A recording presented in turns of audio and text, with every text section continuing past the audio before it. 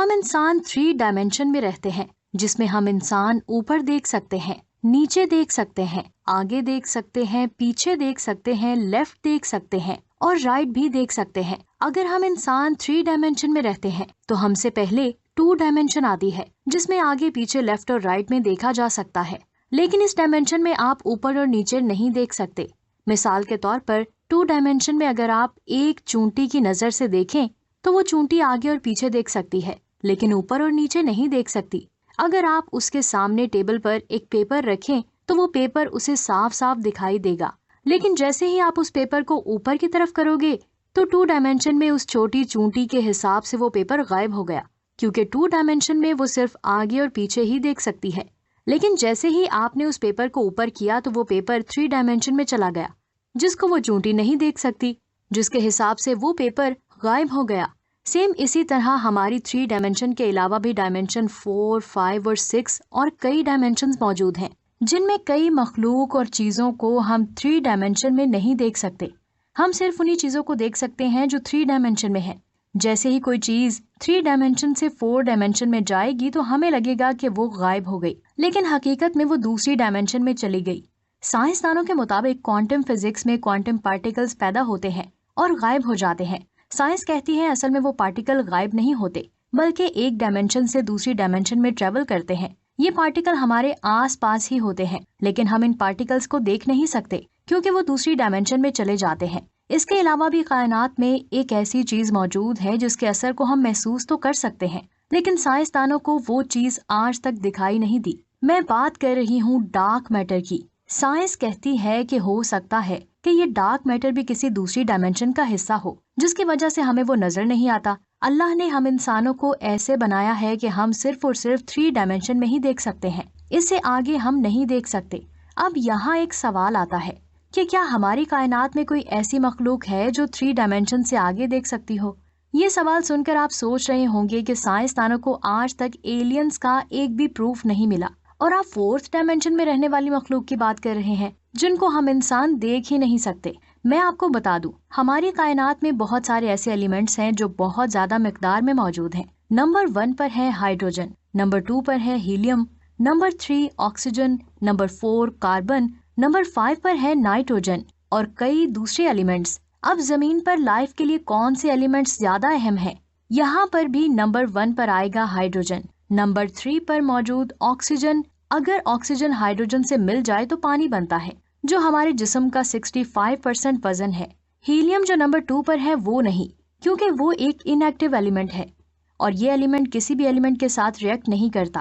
Number 4 پر ہے carbon, اور ہمارا DNA کاربن سے بنا ہے۔ آخر میں ہے نائٹروجن۔ یہ بات میں آپ کو بتا دوں کہ کاربن اکیلا ہی ایسا ایلیمنٹ ہے جس سے آپ کی سوچ سے بھی زیادہ ایلیمنٹس بن سکتے ہیں۔ سائنس کہتی ہے کہ اگر کائنات میں کہیں اور لائف ہوئی تو وہ کاربن بیسڈ ہوگی، اور یہ بھی ہو سکتا ہے کہ وہ کسی دوسری ڈائمینشن کی ہو جس کی وجہ سے ہم آج تک اسے فائنڈ نہیں کر پائے۔ اب نیچے کامنٹس کر کے بتائیں کہ وہ کون سی مخلوق ہے جو اچانک آپ کی آنکھوں کے سامنے غائب ہو سکتی ہے۔ میں بات کر رہی ہوں جنات کی۔ اللہ نے ان کو آگ سے بنایا ہے، لیکن یہ مخلوق پل بھر میں غائب ہو کر کہیں دور آسانی سے جا سکتی ہے، یہاں تک کہ یہ اربوں کلومیٹر کا فاصلہ کچھ ہی سیکنڈز میں طے کر سکتی ہے۔ جب یہ جنات غائب ہوتے ہیں تو یہ غائب نہیں ہوتے بلکہ 4 ڈائمینشن میں چلے جاتے ہیں۔ سورہ جن کی آیت نمبر 8 اور 9 میں بھی اللہ نے جنات کا ذکر کیا ہے۔ آیت نمبر 8 کی ٹرانسلیشن ہے، اور یہ کہ ہم نے آسمان کو ٹٹولا تو اس کو مضبوط چوکیداروں اور انگاروں سے بھرا پایا۔ یعنی جب جنات آسمان کے قریب گئے یا انہوں نے آسمان کو چھوا تو انہوں نے وہاں فرشتوں کو اور آگ کے پتھروں کو پایا۔ اس کے بعد آیت نمبر 9، اور یہ کہ پہلے ہم وہاں بہت سے مقامات میں خبریں سننے کے لیے بیٹھا کرتے تھے، اب کوئی سننا چاہے تو اپنے لیے انگارہ تیار پائے۔ یعنی جنات آسمان کے قریب جا کر فرشتوں کی باتیں سنتے تھے۔ اب اگر کوئی جن آسمان کے قریب جا کر فرشتوں کی باتیں سننے کی کوشش کرے گا تو ایک انگارہ اس کے پیچھے لگ جائے گا۔ جنات پہلے آسمان کے قریب جا کر فرشتوں کی باتیں سنتے، پھر اللہ نے فرشتوں کو حکم دیا کہ جب یہ آسمان کے قریب باتیں سننے کے لیے آئیں تو ان پر آگ کے پتھر مارو۔ جو کوئی بھی جن فرشتوں کی بات سننا چاہے تو ایک آگ کا انگارہ اس کے پیچھے لگ جاتا ہے۔ اصل میں اس وقت انسانوں میں جو شیطان کے پیروکار تھے وہ ان جنات کے ذریعے فیوچر کی خبریں لیتے، اور وہ جنات آسمان کے قریب جا کر चोरी से आधी अधूरी बातें सुनकर उसमें अपनी तरफ से मिलावट करके नजूमियों तक पहुंच जाते, जिसकी वजह से अल्लाह ने फरिश्तों को हुक्म दिया कि जब ये आसमान के करीब आए तो इन पर आग के पत्थर मारो। मुझे उम्मीद है कि अब आपको बात समझ आ चुकी होगी। अब जरा गौर से सुने। इस वक्त साइंसदान कायनात के जितने साइज का पता लगा पाए हैं उसको ऑब्जर्वेबल यूनिवर्स कहते हैं, जिसका साइज 93 अरब लाइट ईयर्स है। ये साइज इतना बड़ा है कि अगर हम रोशनी की रफ्तार यानी 3 लाख किलोमीटर फी सेकंड की रफ्तार से सफर करें तो हमें इस साइज को पार करने में 93 अरब साल लग जाएंगे। और ये साइज पूरी कायनात के साइज का 1% हिस्सा भी नहीं है। और हमें ये भी नहीं पता कि पहला आसमान कितना बड़ा है और उसमें कितनी कायनातें हैं। लेकिन जरा सोचिए, जन्नात की रफ्तार कितनी तेज होगी कि वो आसमान के करीब जाकर फरिश्तों की बातें सुनते थे, यानी उनका ताल्लुक 4th डायमेंशन से है, जिसकी वजह से हम इंसान इन जन्नात को नहीं देख पाते। जन्नात के अलावा एक और मखलूक है जो हर वक्त हमारे साथ रहती है, लेकिन हम उस मखलूक को नहीं देख पाते। मैं बात कर रही हूँ फरिश्तों की। अच्छाई और बुराई लिखने वाले फरिश्ते हर वक्त हमारे साथ रहते हैं, लेकिन हम उनको कभी नहीं देख पाते क्योंकि उनका ताल्लुक भी दूसरी डायमेंशन से है और ये डायमेंशंस जन्नात की डायमेंशन से बहुत आगे की हैं।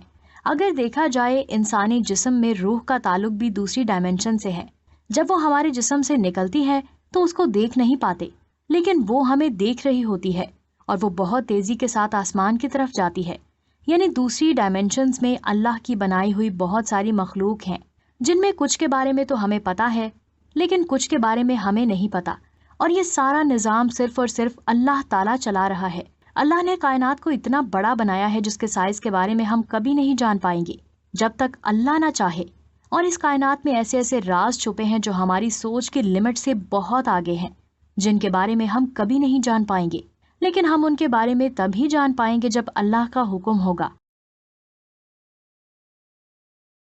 साइंसदानों की मौजूदा स्टडी के मुताबिक ब्लैक होल की ग्रेविटी बहुत ज्यादा है, जो लाइट को अपनी तरफ खींचकर निगल लेता है। जब ये किसी चीज को अपनी तरफ खींचता है तो वो चीज रेडिएशन बनकर बाहर जाती है, जिसकी वजह से इसके गिर्द गैस की एक डिस्क बन जाती है, जिसे एक्सरेशन डिस्क भी कहते हैं, जिसका टेम्परेचर 10 मिलियन डिग्री होता है। जब कोई चीज इसके इवेंट हॉरिजॉन की ग्रेविटी की लिमिट में आती है तो उस चीज के बचने के चांसेस बहुत कम हो जाते हैं। इसकी ग्रेविटी इसे अपनी तरफ खींचकर निगल लेगी। सबसे पहले ब्लैक होल उस चीज के टुकड़े करेगा, फिर रस्सी की तरह उसे अपने गिर्द लपेटकर अपने अंदर निगलना शुरू कर देगा। जब वो चीज उसके अंदर जाएगी तो रेडिएशन बनकर बाहर आएगी। आसान अल्फाज में अगर मैं कहूँ तो अल्लाह की बनाई हुई इस चीज से बच पाना नामुमकिन है, लेकिन अल्लाह जो चाहे वो कर सकता है। कायनात में एक चीज ऐसी है जो इसके इवेंट हॉरिजॉन के करीब से गुजर गई और ब्लैक होल ने उसे कुछ भी नहीं कहा, और वो चीज अभी भी सही सलामत हमारी कायनात में घूम रही है। साइंसदान हैरान थे कि आखिर ये कैसे पॉसिबल हो सकता है। 2011 में साइंसदानों की एक टीम हमारी गैलेक्सी में मौजूद ब्लैक होल को स्टडी कर रही थी। तब उन्होंने एक बादल देखा जो डस्ट और गैस से बना हुआ था। वो बादल 2.5 करोड़ फी घंटा की रफ्तार से स्पेस में ब्लैक होल के आसपास ट्रेवल कर रहा था, यानी वो बादल ब्लैक होल के इवेंट की लिमिट के अंदर आ चुका था। अब आप सोच रहे होंगे कि अब ब्लैक होल उसे स्ट्रेच करके रस्सी की तरह अपने गिर्द लपेट लेगा। साइंसदानों ने भी कुछ ऐसा ही सोचा था, लेकिन ऐसा हुआ नहीं।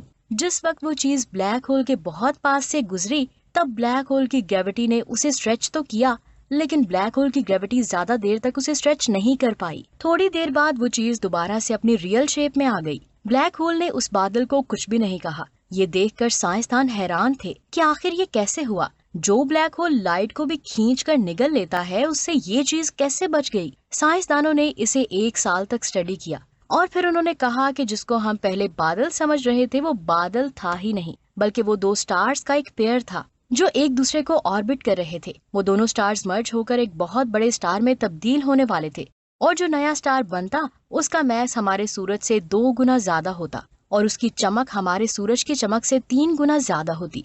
लेकिन जैसे ही ये दोनों स्टार्स ब्लैक होल के इवेंट होरिजोन में आए तो जहां वो स्टार एक दूसरे में मर्ज होने वाले थे, वहां वो दोनों स्टार ब्लैक होल की ग्रेविटी की वजह से एक दूसरे से टकरा गए। इस टक्कर की वजह से ब्लैक होल ने इन दोनों स्टार्स को अपनी तरफ खींच लिया, जिनमें एक स्टार तो ब्लैक होल की ग्रेविटी की वजह से ब्लैक होल के अंदर चला गया, लेकिन दूसरा स्टार किसी तरह से बाहर आ गया। आखिर ये कैसे हुआ? जैसे ही ब्लैक होल ने स्टार्स को अपने इवेंट होरिजोन की तरफ खींचना शुरू किया, तब दोनों स्टार्स की ग्रेविटी ब्लैक होल से बाहर निकलने की कोशिश कर रही थी, जिसकी वजह से इन दोनों स्टार्स की हाइड्रोजन ब्लैक होल के अंदर चली गई और इसी हाइड्रोजन की वजह से ये स्टार ब्लैक होल से बाहर आ गया। जैसे ही वो स्टार ब्लैक होल की पावरफुल ग्रेविटी से बचकर बाहर आया तो ये स्टार ब्लैक होल के सेंटर से 20 अरब किलोमीटर दूर जाकर ब्लैक होल के गिर्द ऑर्बिट करने लगा। लेकिन जब ये स्टार ब्लैक होल के अंदर चला गया था तो ब्लैक होल ने इसका आधा मैस खींच लिया था, जिसकी वजह से वो एक व्हाइट ड्वार्फ स्टार बन गया, जिसका नाम S5HVS1 रखा गया।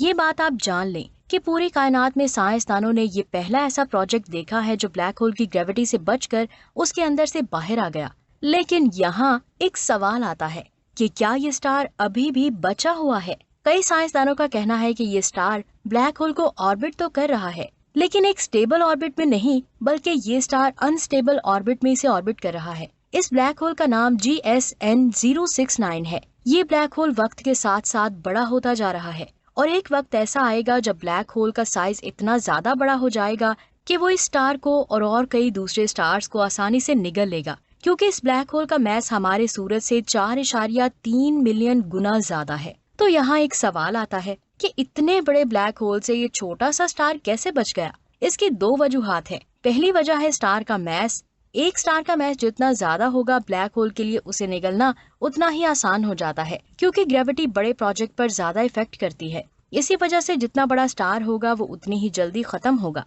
लेकिन उस स्टार का मैस कम था, जिसकी वजह से वो स्टार उस ब्लैक होल से बच गया। जैसे ही कोई स्टार इवेंट होरिज़ोन की तरफ जाता है तो ब्लैक होल की ग्रेविटी सबसे पहले उसकी डेंसिटी पर हमला करती है, जिसकी वजह से कुछ स्टार्स उसी वक्त खत्म हो जाते हैं। लेकिन कई स्टार्स का आधा साइज ही खत्म हो पाता है और आधा साइज बच जाता है। इसी वजह से ये स्टार भी बच पाया। इसकी दूसरी वजह है वेलोसिटी। नासा का कहना है कि वेलोसिटी की वजह से ये स्टार उस ब्लैक होल से बच गया, क्योंकि इस स्टार की वेलोसिटी उन सब स्टार्स की वेलोसिटी से 2 गुना ज्यादा थी जिनको ब्लैक होल ने अपने अंदर खींचा।